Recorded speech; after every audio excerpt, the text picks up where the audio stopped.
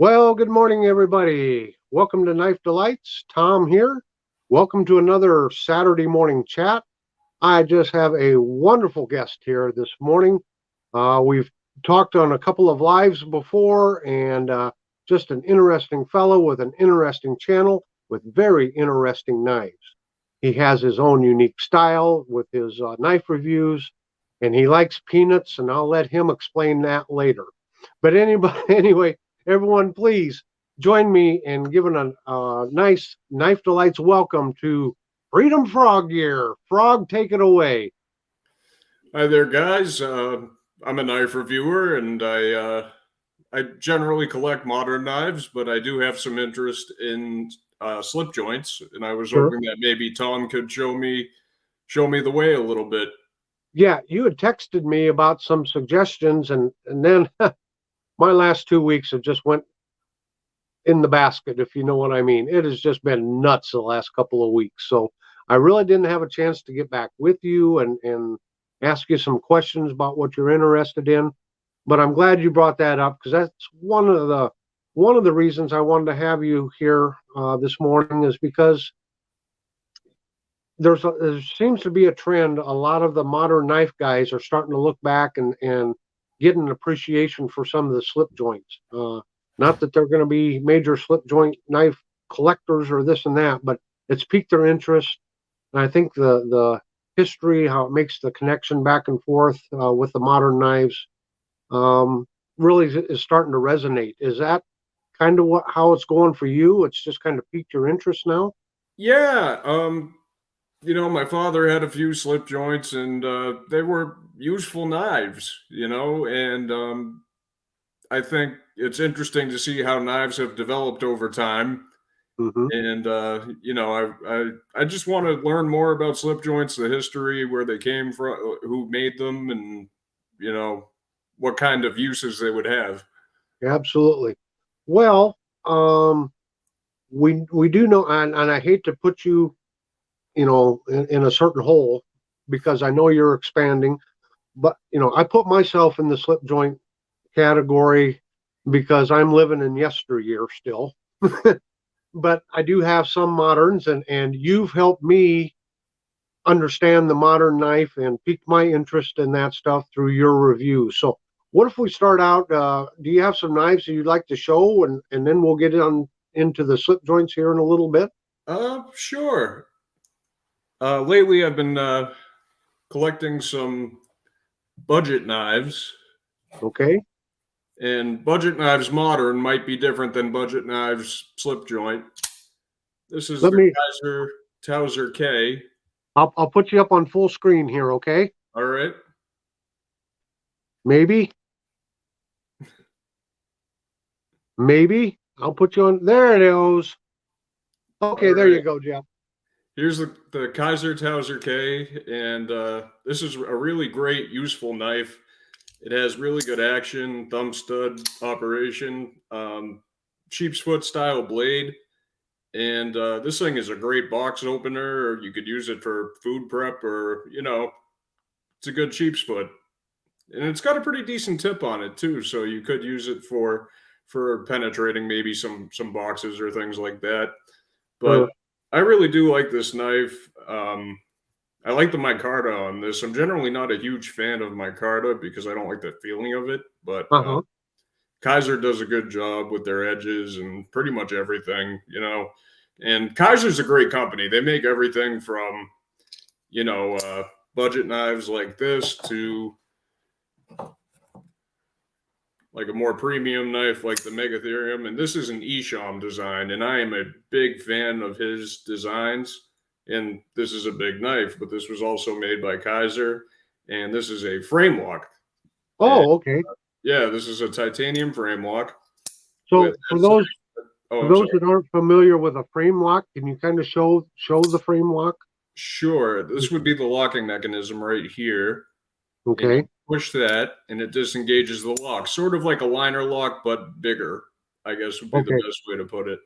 Would you say that a frame lock is more secure, more safe than a liner lock, or? That's the idea of it. I really haven't put them to the test. In my experience, the back lock or Cold Steel's triad lock is generally the most secure.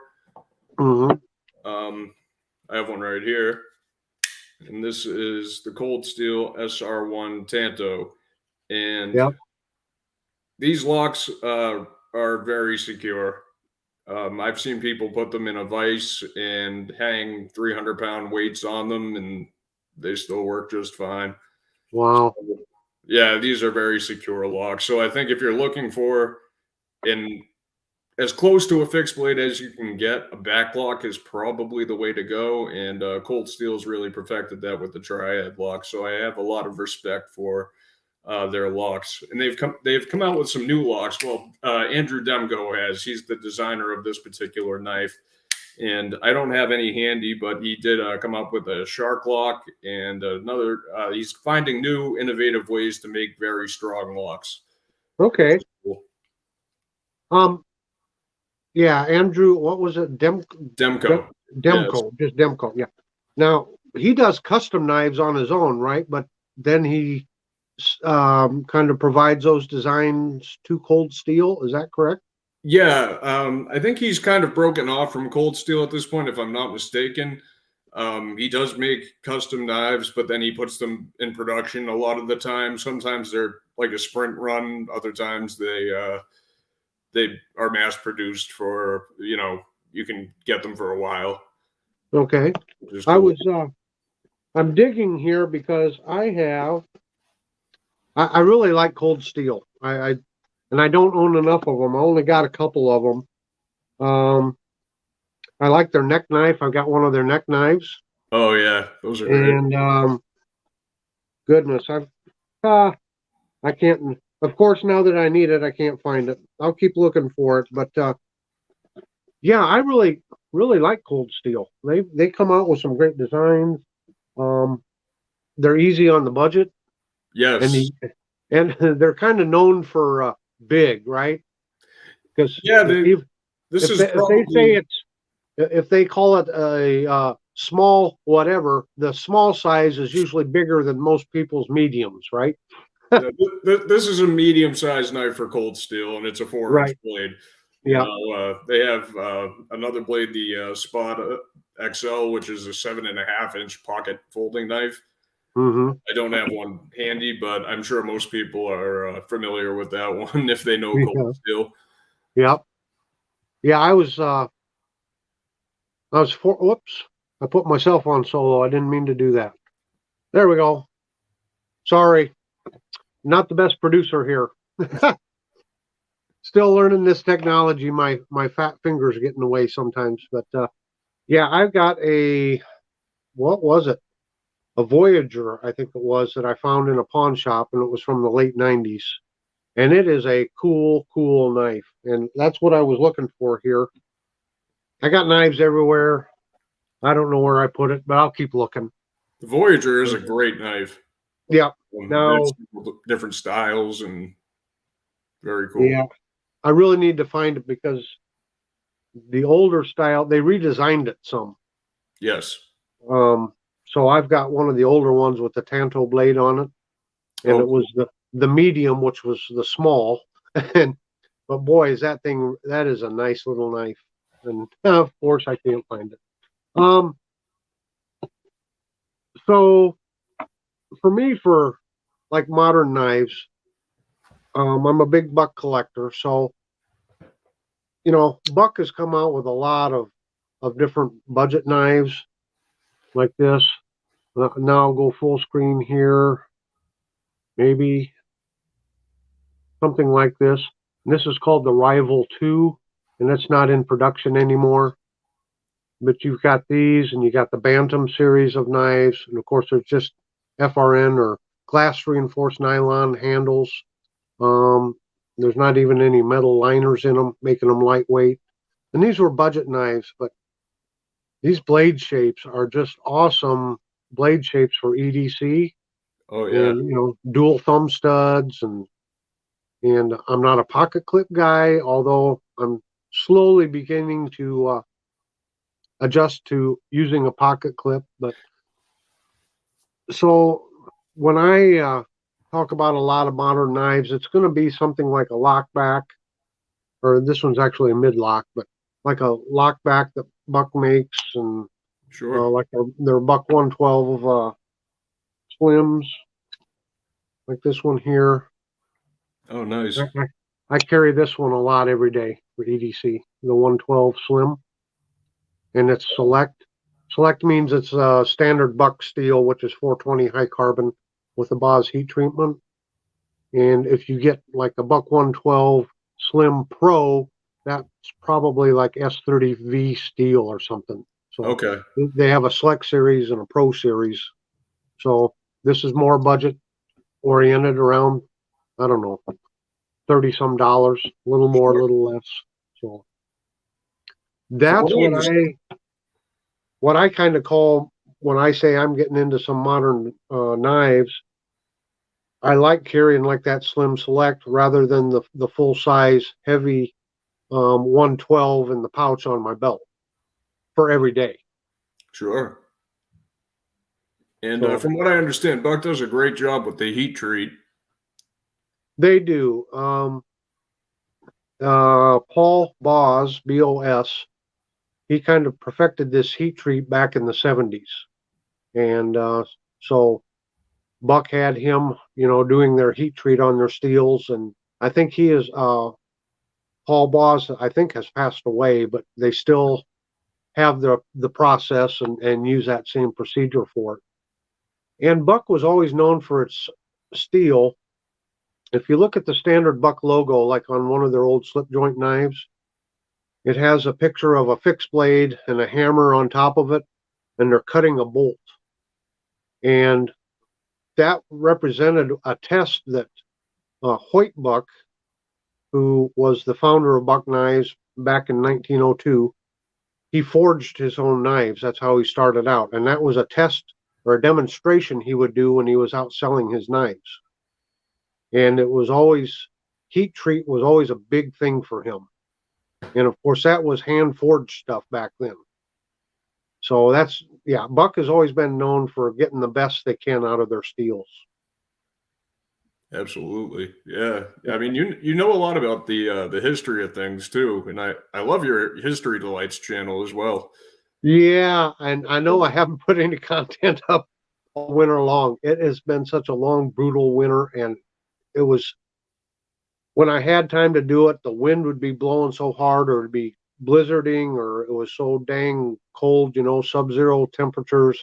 It just was not conducive to getting out and shooting some videos. We have reenactment season starting up here soon. We kind of are getting into a very late spring. Old man winter just don't want to let go.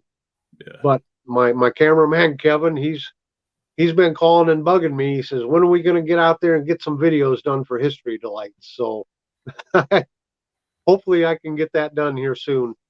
Well, I'm looking forward to that. Absolutely. Yeah, being someone that likes knives and history, it just kind of goes hand in hand for me, and that's why I like the old knives, because of the history, right? Sure. Yep. So what else you got on your table there, Mr. Frog? Well, let's see. I do like an auto here and there, so Yeah, I'd this like to. this Yeah, is a Microtech Combat Troodon. And this nice. particular one has LMAX steel, and it works with an actuator here. Still a little stiff. I haven't quite broken it in. It's a little tough, but it will break in. Now, I'm not familiar with LMAX steel. Can you tell us about LMAX? And what? It's a very hard steel. It's not easy to sharpen, but Okay, it is very corrosion resistant. It does not have a lot of carbon in it, and so it's very rust resistant, and it's a very hard steel. But hard steels can also be a little bit brittle. sure. Um, but LMAX is pretty tough. It's a well balanced steel. It's kind of like 204P, something like that. Okay. Similar in composition. Now, is that a dagger? Is Uh, both sides sharpened or just one side? Is it a false yeah, edge on? They would call this a dagger shaped blade, I believe. Well, I mean, but is it sharpened on both sides or just? It is. It Okay, is. so it is a dagger then. Yeah. This is a double edged blade. Yeah. Okay, it's a dagger Um, then. Okay. Another auto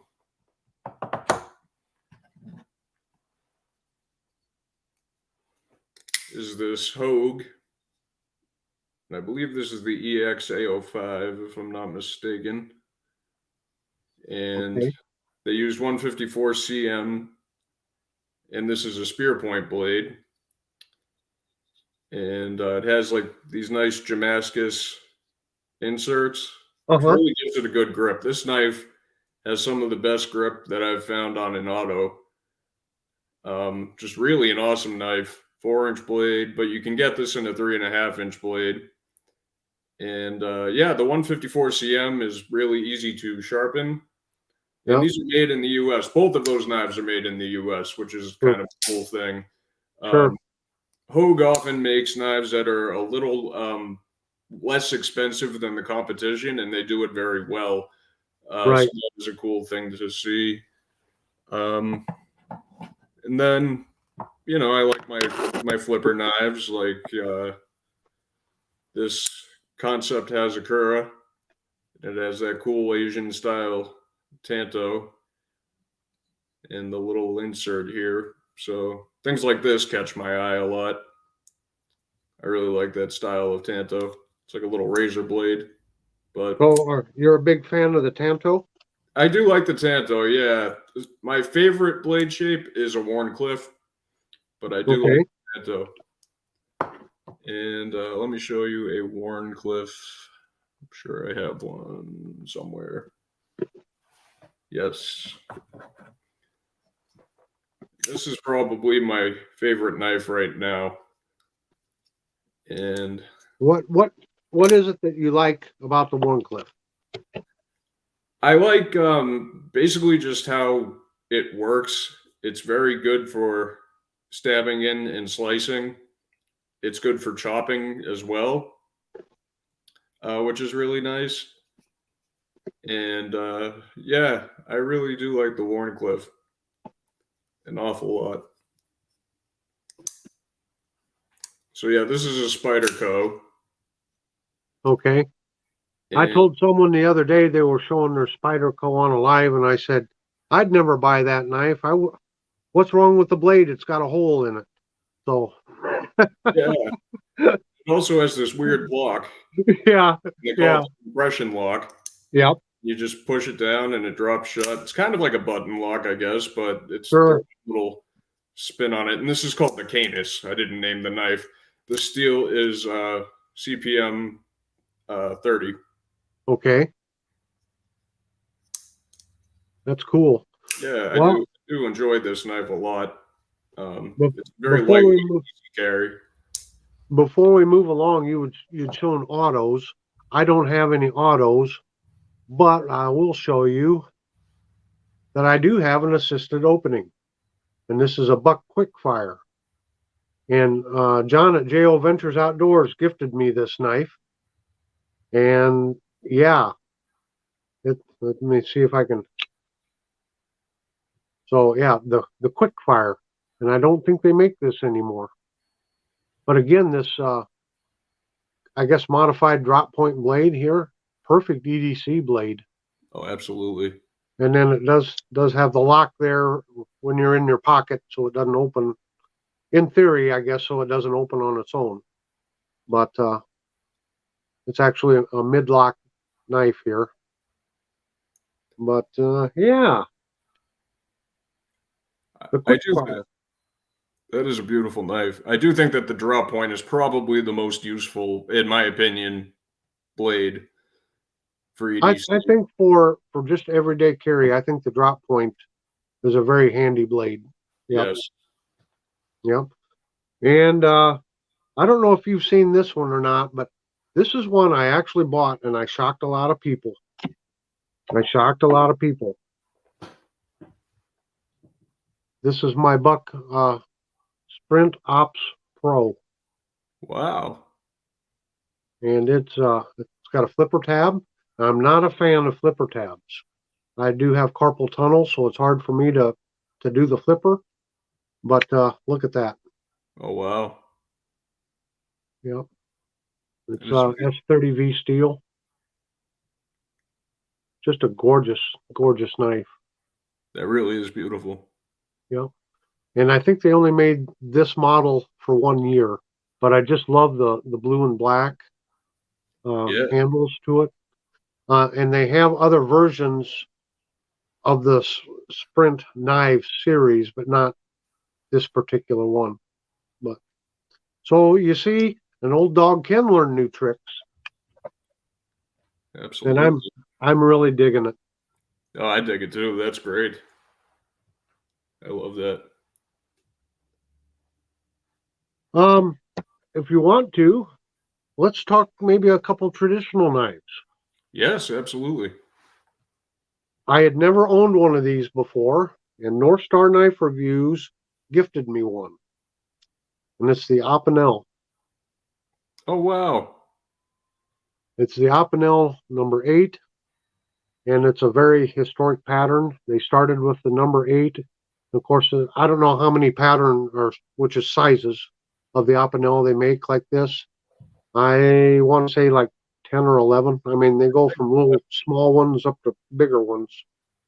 But the number 8, I think, is the original size and pattern. So just got a nail nick in it. And whoops, there's a lock here. You just turn this here. Mm-hmm. It's still a little stiff, needs broke in. And pull it out. And there's your knife. And then you can rotate this back around to lock it into place. And are those made in France? Yes. Okay. Yep. So now it's locked in place. A very, very simple design. But I will tell you what, for cutting, wow, this thing came sharp. And then I gave like 5 light strokes on a ceramic rod. And this thing just, man, is it sharp. It's great. Like Ray at North Star Knife Review says, he uses his in the kitchen all the time, cutting vegetables, meat, all kinds of stuff. Oh, But yeah. it makes a great camp knife. It's very lightweight. So if you're talking traditionals, now normal everyday pocket, I don't know if you'd want something this big in your pocket. Well, you like big pocket knives, so it probably Sure. wouldn't bother you. But for a lot of guys, they don't want something that that big in filling up their pocket. But it is extremely lightweight. And like I said, it's a nice, even a backpacking knife is lightweight as it is, but it still gives you a nice blade and nice handle to it. So there's one suggestion. Another one I have is, I know you said you had a Stockman, but you don't have it handy today. For traditional knives, what I tell people is, you don't have to take the plunge and go try to buy GECs or even case knives or anything like that. If you're unsure about a traditional knife pattern, you can go to pawn shops and antique stores. And like this is an old, is this a Frost? No, a Saber. This is an old Saber Stockman. It was a budget knife in its day, and it's still a budget knife in the antique store. But it's still in good shape. So for Yeah. a few dollars, you can buy something like this, and you can kind of test the pattern out. You can, carry it in your pocket, see how it carries, see if you enjoy having the 3 blades. And if you decide, you know what, I just don't like the Stockman, or I don't like that size of Stockman, I'd rather have maybe a little smaller Stockman, something like this, kind of a medium Stockman. Oh, I'm sorry, this isn't a medium Stockman. This is a 2-bladed jackknife, but this is one of the old USA-made old timers. Oh, nice. Now, And I'm sorry. again, antique store buy. Now this blade's been, I think it's been sharpened down a little bit, but the main blade, the clip point on it is just fine. You can buy something like this. This was only a few dollars, and it's still in great shape. So maybe you want to try a 2-bladed jackknife. Yeah. Again, that way, and you can find a pattern that you like, and then maybe you want to invest in some more, newer, higher quality knives. So that would be my suggestion. Those are some good suggestions. I'll definitely. I've been meaning to get an open L, and I also want to get one of those little friction folders too, for sure. Yeah, I don't have one of those either. I need to get one of those. Yep. I really want to try one of those. Either the peasant knife or one of those Japanese ones would be really, really cool to have. Um, Patty's Potato Peelers just put out a video here in the last week or so, and he goes over some of those friction knives and like the peasant knife type thing. Really a nice video that he did. I believe So I saw that one. Yeah, it was a good. yeah, Yeah, and yeah, he sure piqued my interest in them. And you know how it is collecting knives. Is I got to get this. No, I got to get this one. And it so gets crazy. it gets nuts, doesn't it? It does. Absolutely. Now I'll show one more knife, and I don't know if you've seen this one either, Frog, but as a history buff, I think you'll appreciate this one. This is Union Cutlery, a reproduction, and Okay. they went into business in 1854. And this is pretty much a very accurate reproduction of one of the knives that they would have made back in the 1850s, early 1860s. And the reason I know it's fairly accurate is there was a Civil War soldier that carried this exact model during the war, and it got passed down generation to generation. And they had the provenance on it to say, yes, this was his knife and this was the pattern. And they've done a reproduction run of these. So nice big spear point blade on it. Yeah, look at that. And I always point out when you look it over, do you see the gapping? Yep. This is rough right here. But again, it's a reproduction. It does have a half stop. No kidding. You know, Did they have half yep, stops? they had half stops back then. Steel pins. And yeah, you look at the fit and finish. And if you were to buy that today, you'd say, that's a horrible, horrible knife. Look at the fit and finish. That's terrible. But you know what? Back then, there was a war going on, and they was cranking these babies out just as fast as they could. And that soldier that carried something like this, he didn't care about fit and finish. He wanted to be able to cut, you know? Right. So, and yeah, it's just a wonderful knife. Yeah, if And you're I got this from, it's called Fort Scott, Sutler of Fort Scott. They're out of Fort Scott, Kansas. And they do a lot of museum grade reproductions on all kinds of products. So, absolutely. Yeah, if you're going to use a knife a lot, I mean, you're not going to care too much about the fit and finish. A knife that I use a lot is this. It's a Gladio. I have no idea what the steel is, now let me bring you up here. but Okay. this thing is sharp. And this is my package opener. Yep. And this got sent to me by Blade HQ with some order that I got. Yeah. It is a lockback, but you open it with a nail nick, and it's easy to sharpen. Yeah. Yeah, so I'm not sure what the knife is called. I know it's made by Gladio. Maybe it's called the Enox. That's what it says on the back.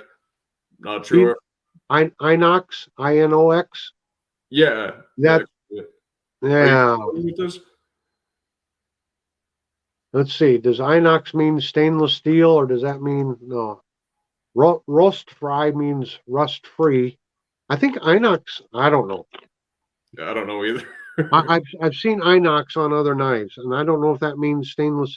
Yeah, because this Opinel has inox on it too. I think that means stainless steel. Is what Okay, inox. Yeah. I learned something new today. Well, I learned a lot of new things today, but Well, I hope that's correct. Somebody leave a comment below if I'm incorrect, but I'm pretty sure that's what it means. But yeah, handy knife to have. I mean, obviously it's nothing special, but you know, a simple knife can get you through for sure. You know what I call those knives? What's I that? call those disposable knives. Little lightweight knives like that can be extremely sharp, although they may not maintain their sharpness very long. Those are great for toolboxes, tackle boxes, glove boxes, EDC or get home bags, go home bags, bug out bags, whatever. They're small, lightweight. They're cheap. You can put them everywhere. And if your main blade, if you lose it, the blade breaks, someone needs to borrow a knife, and you're in a survival situation, hand them something like that. Don't give them your good knife, right? And so, if the blade breaks, if it gets dull, and it's just a few dollars, I call it a disposable knife. It got you through the situation, is what I'm trying to get at. Right. So that kind of goes back to the philosophy: is one is none, and two is one, and three is two. Yeah. Meaning, if you have one of something and you lose it, you got none, right? Or if you got two of something, you lose one, you still got one left. So I'm a firm believer in backing up, a backup, a backup, a backup on everything. Absolutely. Another traditional knife pattern, and it is a very historic pattern. Oh, I did that wrong. That would be a Barlow. Now, this is a very, very inexpensive budget knife. I think it was made in Pakistan, but it does have kind of cool uh, handle material there, or covers. It is very nice looking. The scales Yeah. are. So they come in one bladed and two bladed Barlows. Some people prefer just the single bladed Barlow because it's doesn't make it so wide that way Sure. and less weight. So the Barlow pattern is something you might want to try out. Um, Let me show you another one, probably a more high quality one. Uh, Pete, Jersey Knife Guy, sent me this Rough Rider Barlow. Oh, that's really nice. And this is the Rough Rider, oh goodness, what do they call it? It's kind of their premium series. Rough Rider Select, is that what they call it? I can't remember. I don't But know. this is a very, very nice knife right here. Look at this nice wide spear point on it. Yeah, Yeah. that is And really. then John from JO Ventures, without even knowing that Pete had sent me this, he sent me a pocket slip. And this knife just fits right inside this pocket slip. It's wonderful. Yeah, they're both great guys. Oh, aren't they? Yeah, They are terrific absolutely. guys. Yeah. So just some general discussion. I guess I should ask this maybe at the beginning. So how long have you had your YouTube channel there, Frog? Just about a year now, almost. Yeah, Okay. a month it'll be a year. Was there some big event, some light bulb that went off that said, "Hey, I got to start a YouTube channel," or did you think about it for a while, or just how'd you get started with it? Well, I got interested in collecting pocket knives, um, because my wife had a knife that I really Mhm. liked, and I had a few, but I really liked that one, and I don't remember what it was. It was a cold steel. The cold steel. Anyway, it was a cold steel. I'll remember. Sure. It was the Finn Wolf. Oh, And okay. so nothing spectacular, but I just thought, wow, that's a great knife. It worked really well and stuff. And then I started looking into knives, and then I went on YouTube to try to find like, oh, I just typed in what's the best knife, and then Sure. a channel called Wayne Sharp World came up, and Okay. um, so I watched him for a while, and I started buying knives based on what he said, and he liked Savvi a lot. I don't know if I have one here. I do. This Well, let was, me bring you up here. yeah, So Okay. this is the Savvi Thug, and this was actually given to me by my buddy Steve, and you may have seen him in the comments on a lot of different channels, and he's actually gifted me quite a few knives. If you're familiar with Donovan 2's channel, Oh, yes. Wonderful channel. yeah, so the Steve collection are all knives that were given to him by Steve. So he's a really nice guy, and he gave me this Savvi Thug 2. And this is a budget version of the Wee Thug, which is a frame lock. The difference is the steel. This is in 20 CV, and this is a frame lock. And this is the XL version, but they do have one that's the same size as the one that Steve gave me.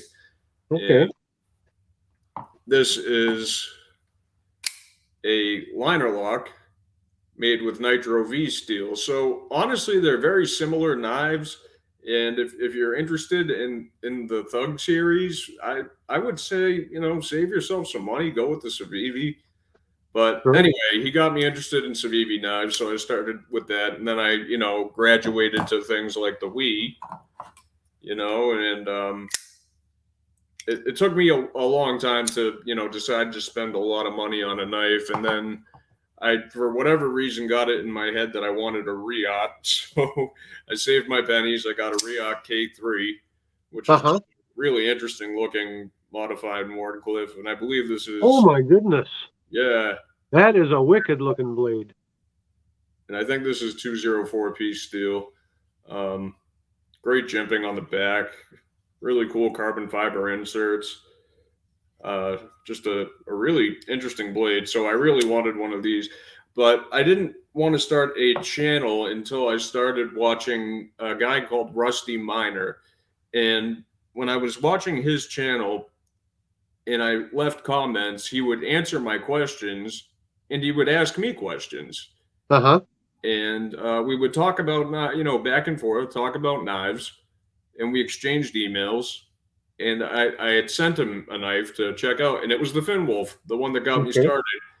And he really liked it. So, it was just a budget knife, but, when it got us talking, and I liked how interactive he was with his viewers. Right. And then he introduced me to another channel called Jolly Peanut. Oh yeah, good old JP. You bet. So he was really interactive with the viewers too, and just a nice guy. So I said, even if it doesn't go anywhere, I'd like to be a part of the community. You know. So that's really why I started my channel. I didn't expect to have more than 5 subscribers, but I didn't care. I don't think any of us did. I figured I'd have 3 subscribers, myself, and I'd secretly subscribe Mrs. Knife Delights without her knowledge, and then I could create an account for my dog and have him subscribe. So I figured anything after 3 subscribers was icing on the cake, right? Right. Yeah. For me, it was just I just wanted to talk to the guys in the community and learn more and find more cool knives, and I sure have. I was introduced to Rook Knives, which is a great budget company. I call it Rook. A lot of people call them Rake, and this is just one of them. And these are all numbered. I think this is like the P185 or something like that. Yeah, I can never remember the numbers of these, but it has a flipper and thumb studs. So I like multiple deployment options, and this has that. And this is another liner lock, really ergonomic, great G10. The steel on this is 14C28N, which is a great stainless steel to find on a budget knife. And this also has a secondary lock with the liner lock that prevents you from disengaging the lock. And you can get these Rook knives for, anywhere between $30 to $50. And I mean, I'm sorry. I'm sorry. I had to look away just for a moment. I found my cold steel knife, but could I see that blade again? Is that like a trailing point blade? It is a trailing point, yes. Some people might call it. That's something you don't really find on the flippers, do you? Not often. I know the cold steel Talwar has a trailing point, and I've seen others, but it's not frequent that you find a trailing point on a flipper. I'm looking to see if I have any more here. No, no, but there are definitely a few out there. They're just not very common. Yeah. Well, hey, I happened to find the cold steel. Oh, awesome! I'm going to show that to you, but I'm going to make you wait.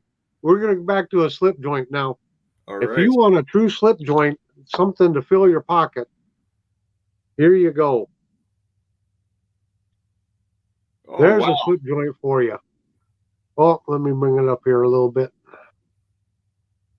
There. What do you think of that? That's awesome. And that would be great for reaching into spaces that you couldn't necessarily get otherwise.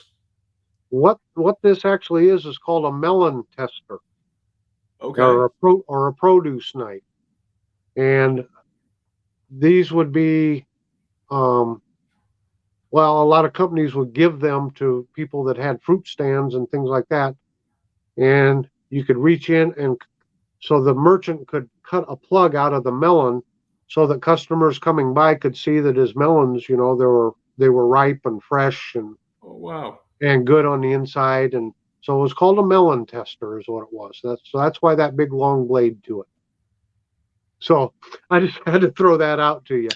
That's interesting. I like it. That But is cool. here's that Voyager, and again, I think it was from the like late 1990s, and there's the blade on it. Oh, yeah. No, they've definitely changed. I wish I had mine Yeah, handy so I could show it. yeah. But And originally it had an integrated pocket clip there, but as you can see, this one is broke off, and I guess that was kind of a common problem. They broke off. yeah, they So still do. yeah, so it's a midlock, but a great tanto blade on it. And this is what's interesting. It has like a 1/3 stop to the blade. Oh, really? Well, there. It stops Okay. right there. And when you deploy it, you can feel it locked there. Or you can feel it as it goes by that. Hear that click? Oh, yeah, for sure. Yeah. So yeah, they did change the design down here. And again, this is the medium size, which is really the small size, but they never name anything small. And they stopped producing this size. I think they just have a large and extra large now, or something like that. Yeah, I think And you're right. Yep. and again, they did change the handle shape some, but Oh, the scales are completely different now. They have yeah, really kind of harsh texturing on them, yeah. and So the blades are now stone wash. And I don't know what the steel on that is, but now they're Aus 10A. The steel they use. I don't remember what this is. This one was made in Japan. That's another reason it's an early model because they went from Japan to Taiwan to China. So yeah, So Japan, maybe VG10. it could be. It could be. Yeah. I think I looked it up once. I don't know. Well, that's So interesting. yeah, Can I hard ask you, shot fine. were they made in Seki City? Is that where? I would assume so, but I don't know. I haven't got that far on the research on it, but I would assume so. That's where a lot of them were made. A lot of knives were made. Yeah, yeah. Some still are, and but it's funny you see less and more made in Taiwan Yep. or China. And the thing is, all these Chinese knife companies, like years ago, people would say, "Oh, a Chinese knife is dry." They're awesome now. Their quality is. I got some of the buck made knives made in China, and I'll tell you, terrific fit and finish. Now, there since it's a budget line, you don't get the 420 HC with the Boss treatment. You get a lesser steel in them. What is it, 420J or something like that? Yeah, So, but it's a budget knife. But as far as the action on them and the fit and finish, there's absolutely nothing wrong. And I always, um, I go back, when I was growing up in the 60s and 70s, transistor radios were a big thing, and they were made in Japan. And post World War II, Japan kind of started making novelty things and transistor radios and things like that. And at that time, it was, well, that's just Japanese junk, you know. Well, then in the 80s and 90s, look at how they took over the electronics world. I mean, I was stationed in Japan. You know, the tape decks at the time, which were popular, the turntables, which were still popular then. You know, it was top of the line stuff that they were producing. And now South Korea, in a way, has almost taken that over. So with knives, you had Soligen. Germany was a big, was the big knife placing Oh yeah. knife producing place. Then you went to England. Uh, then, as America got colonized, a lot of the cutlers from England brought their craft over here in the New Jersey, New York area and set up shop. And, they brought all of that knowledge with them. So then for a while, it was the American made pocket knives there out of there. So, you know, then it shifted to a lot of people having them made in Japan, then in Taiwan, and now in China. So this stuff, it's when it comes to manufacturing, it's not just the knife community, the powerhouse uh, experts. That it's always changing throughout the years. So Yeah, it definitely. took me a long time to get out what I wanted to say, but yeah, this is nothing. There's nothing new under the sun here. But, Absolutely. so Absolutely. just for another suggestion, I don't know if you call it a modern traditional or not, but that's just a small lockback knife. Nice. And this one has bone covers. It's called the Timberwolf 3. They're not in production anymore. And this one was made in Japan also. And this one does say, no, it says SKB2. It just says Japan on it. Bone handle, 440 stainless. So I'm not sure who made this, but Buck came out with the 110 folding hunter in the early 60s, and that backlock was so popular that everybody jumped on board and started making, a backlock knives.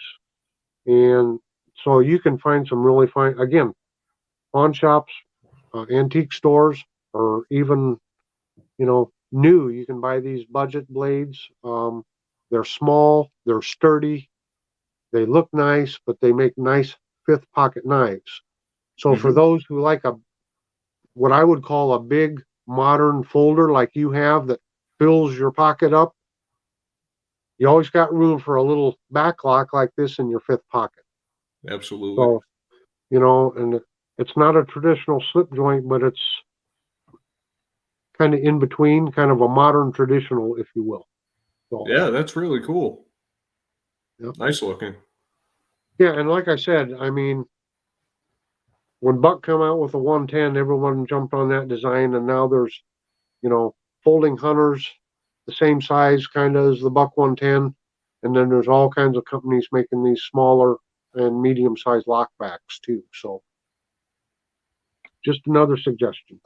Yeah, it's a great suggestion because it would definitely be good for me to have a smaller knife to carry with me as well. Generally, for a smaller knife, I'll carry something like this. This is the this is the Wii Eterna. Yep. It's another Esham design. Very interesting looking knife, but super lightweight, and that's what I like about this. This knife only weighs 2 ounces, and it's a lot of knife for 2 ounces. You get 3 1/4 inch blade. This is made in China. Another Esham design. Good action. Wee Yep. Knife is really good. That was one of the first knife companies I started collecting. And this has a bolster lock, which is kind of like a frame lock, but just one little part. So you hit that and it drops shut. So, this is what I would generally use for a fifth pocket carry, but it's still big in comparison to what you showed. Yep. So it'd be good to have something a little smaller than this for Yep. sure. Well, I'll show you something here. Why I like the fifth pocket knife concept, like you said, having a second one on there. As a peace officer, when I was on duty, I had several knives that I carried with me and on me. and one of them here is this CRKT M21. Nice. Now, this knife has been carried an awful lot, but it still has the factory edge on it. And again, this was kind of my rescue knife, self-defense knife, or one of my rescue / self-defense knives that I would carry on duty. So I always had like this little liner lock that I showed you. Mm-hmm. I would have something very similar to that just in my front pocket. If I had to open a box, if I had, you get that gummy tape stuff all over your knife and that, it can, or cut a little piece of cardboard, it really dulls a blade fast. Hey, use my little knife for little things like that. Save the nice sharp edge on this one and keep it pristine. So that's why I kind of like the fifth pocket concept. You never know, your car won't start, and you lift the hood and the battery cable's all corroded, and you got to take it off and scrape out the terminal or something. You don't want to use your really good knife for something like that. But if you got a cheap fifth pocket knife, hey, scrape it out, and no harm, no foul. That's my philosophy anyway. Oh, absolutely. I agree. That's why I carry this little guy, Yeah, exactly. Same thing. Yeah. Same thing. So, golly, we're already over 51 minutes into this thing here. Okay. I tell you what, it has been a true pleasure to talk to you here today, Frog. I hope everybody's enjoying their morning coffee. Before we sign off, do you have any closing words for the viewers, or anything you'd like for them to know about your channel? I'm gonna tell everybody, hey, you've got to subscribe to Freedom Frog Gear. You're missing out if you're not a subscriber. So go ahead, Frog, and close us out here. Thank you, Tom. It's been awesome talking to you, and obviously I love your channel and what you do, and I appreciate all of the suggestions. But as far as my channel goes, the one thing that I am proud of is that I get back to my subscribers. I will talk to you. I will, if you want to have a conversation, I will have a conversation. I don't care how many people commented. I will get back to you, and I'll answer any questions that you have, and I'll give you an honest answer. So, and that's great, and you're making me feel shame, because I had to admit the other day I'm like still a couple days behind on my comments, and I've never been that way before. But it's been a crazy week. But folks, I will get to your comments. I read them. It's just been nuts. I just thought of one thing. I know you just closed us out, but something made me chuckle the other day, and I just got to bring it up and tease you a little bit. Okay. Would you explain to the viewers why peanuts and cats don't mix? Oh. So I'll just set this up. The Frog likes to use the packing peanuts. Happen to have one here. He likes to use the packing peanuts for his sharpness tests, and I'll leave it at that. So tell your story. Okay, so I do like to use peanuts for my sharpness test. Say I take this Best Tech, and it's got this lock. There we go. And I go to cut my peanut. My cat will immediately jump up after the peanut and bomb the video. And honestly, she'll also do it if I'm just deploying a knife. If she's in the room, she likes to come in and sit on them if I set them down. Yeah. She likes knives just as much as I do, apparently. Every time I unbox a new one, she gets very excited and comes over, starts sniffing it. So she takes after her dad, I guess. Well, that's funny. That definitely chases the peanuts. Yeah, I got a good chuckle out over that here the other day. So, yeah, we got to have some fun doing this too, don't we? Yeah, and I mean she does it quite often. So maybe every 3 videos you'll see the cat hop up on, and I don't bother re-recording. It's just part of the fun. Yeah.